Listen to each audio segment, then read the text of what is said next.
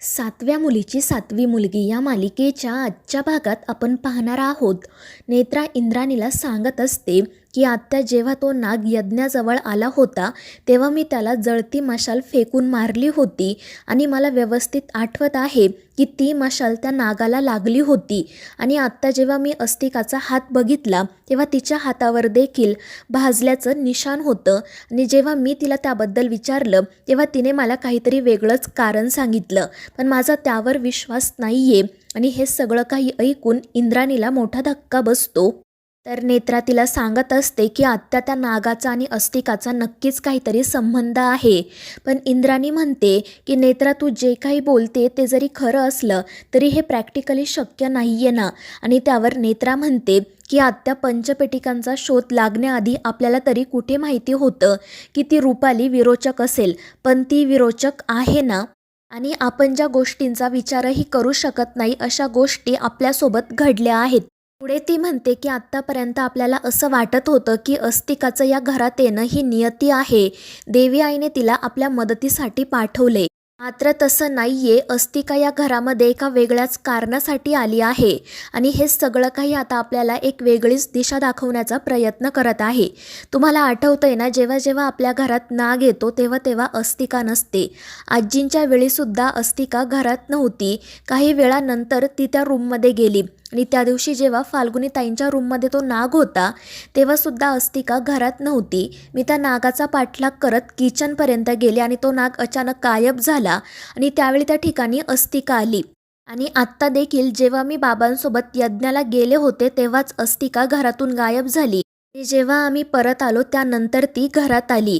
आणि इतक्या वेळा योगायोग कसा घडू शकतो? मला पूर्ण खात्री आहे की ती अस्तिकाच नाग आहे.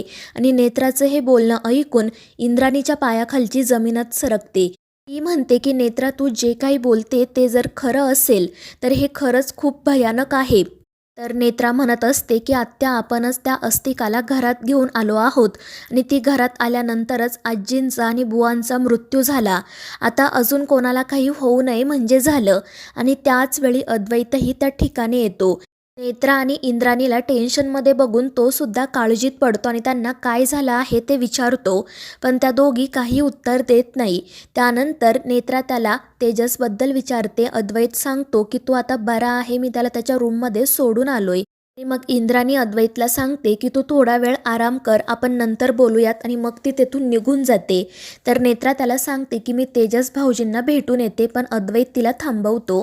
तो नेत्राला विचारतो की आम्ही इथे नसताना काही घडलं आहे का, कारण जेव्हा मी तेजसला सोडायला त्याच्या रूममध्ये गेलो होतो तेव्हा फाल्गुनीसुद्धा खूप टेन्शनमध्ये दिसत होती.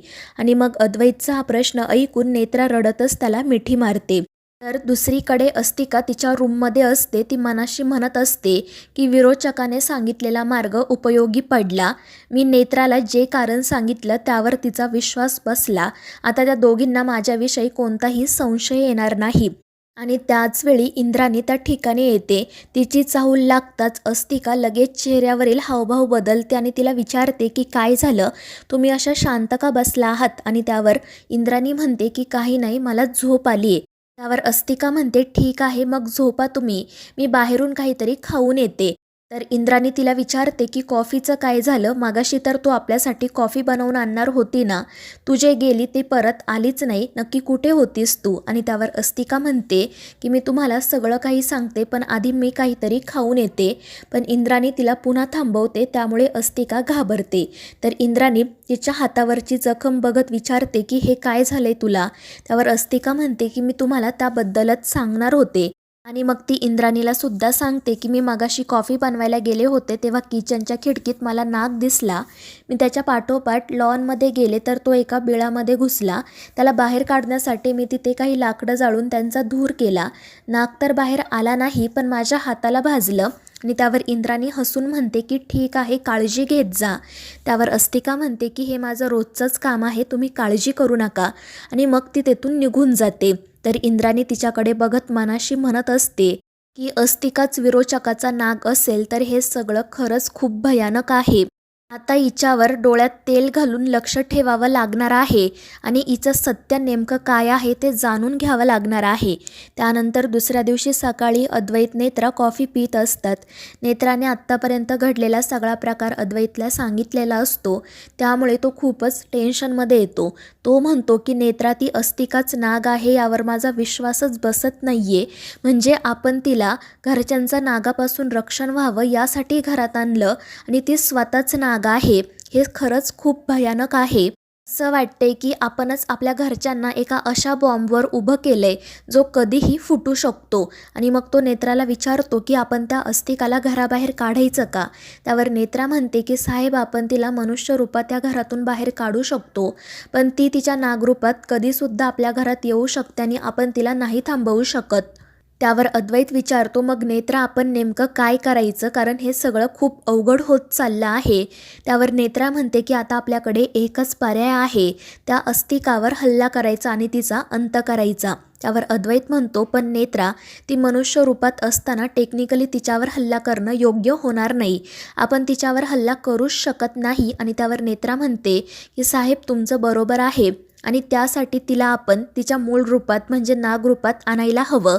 आणि मग ते दोघे जण अस्तिकाला तिच्या मूळ रूपात कसं आणायचं याचाच विचार करतात. तर दुसरीकडे रुपाली अस्तिकाला किचनमध्ये जाऊन भेटते. अस्तिका घाबरूनच तिला विचारत असते की तुम्ही मला इथे का बोलावलं, जर आपल्याला कोणी एकत्र बघितलं तर त्यांना काय वाटेल. त्यावर रुपाली म्हणते की मी जे काही करते ते तुझ्यासाठीच करते, कारण नेत्राला तुझा संशय आला आहे आणि जोपर्यंत ती याचा छडा लावत नाही तोपर्यंत ती गप्प बसणार नाही. त्यावर अस्तिका घाबरून विचारते मग आता आपण काय करायचं. त्यावर रुपाली म्हणते की तू खरंच सर्पमित्र आहे याची त्यांना खात्री पटायला हवी आणि त्यासाठी तू एखादा साप पकडून त्यांना दाखव. त्यांना सतत असंच वाटायला हवं की तू त्यांच्या गटातील आहे. आणि त्यावर अस्तिकासुद्धा हो म्हणते. त्याचसोबत रुपाली तिला सांगते की जोपर्यंत मी तुला आज्ञा देत नाही तोपर्यंत तू नागरूपात यायचं नाही. मात्र ते ऐकून अस्तिका घाबरते आणि त्याचवेळी त्या दोघींना इंद्राणी त्या ठिकाणी आल्याची चाहूल लागते. त्यामुळे रुपाली नाटक सुरू करत अस्तिकाला धक्का देत खाली पाडते. ती अस्तिकावर खूप चिडलेली असते आणि तिला म्हणत असते की तुला एकदा सांगितलेलं कळत नाहीये का गं. असशील तू मोठी सर्पमित्र पण माझ्या नागाला पकडणं तुला शक्य होणार नाही. आणि मग ती असंही म्हणते की मी कोण आहे तुला माहीत नाही, जेव्हा तुला समजेल ना तेव्हा फुकट मरशील. त्यामुळे अस्तिका घाबरल्याचं नाटक करते. तर रुपाली इंद्राणीला म्हणत असते की बाई हिला काहीतरी समजावून सांग, जर ही मरली ना तर सगळं काही तुमच्यावर येईल, कारण तुम्ही हिला या घरात घेऊन आला आहात. आणि मग ती तेथून निघून जाते. तर इंद्राणी अस्तिकाला विचारत असते की नेमकं काय घडले. त्यावर अस्तिका नाटक करत सांगते की मी चहा बनवण्यासाठी किचनमध्ये गेले होते. मी त्यांना बाजूला सरकायला सांगितलं पण त्या माझ्यावर चिडल्या आणि माझ्याशी असं वागल्या. पण काही हरकत नाही, त्यांनी माझा कितीही रागराग केला ना तरी मी याच घरात राहणार, कारण मी या कामाचे पैसे घेतले आहेत. आणि त्यावर इंद्राणीसुद्धा नाटक करत म्हणते की ठीक आहे, तू तिच्याकडे लक्ष देऊ नको, आम्ही आहोत तुझ्यासोबत. आणि मग ती तेथून निघून जाते. तर दुसरीकडे अद्वैत नेत्राला सांगत असतो की मी ऑफिसला जाऊन येतो, मी घरी आल्यानंतर आपण बोलूयात. पण त्याच वेळी रुपाली त्या ठिकाणी येते.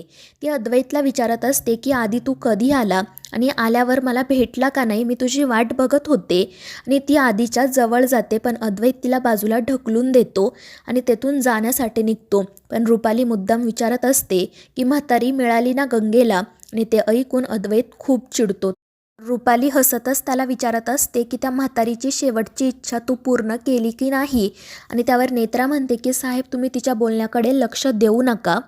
पण तरीसुद्धा रुपाली म्हणत असते की तुझ्या सगळ्या सोयऱ्यांना विचारून घे, म्हणजे त्या इच्छा पूर्ण करणं तुला सोपं जाईल. आणि मग ती नेत्राकडे बघून म्हणते की हिचा तर काही प्रश्नच नाही, हिची हाडं मी सगळ्या वावशीमध्ये टाकणार आहे. आणि ते ऐकून अद्वैत चिडून सरळ रुपालीवर हल्ला करतो.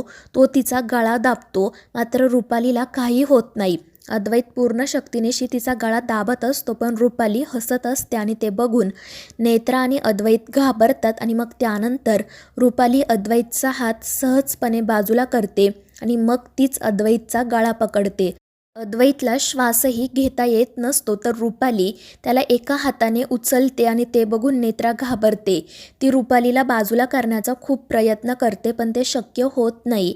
ती रुपालीच्या डोक्यात फ्लॉवर पॉटसुद्धा मारते पण त्यानेही रुपाली जागची हालत नाही आणि मग नेत्रा कशीबशी तिला बाजूला करून ढकलून देते आणि अद्वैतची तिच्या तावडीतून सुटका करते.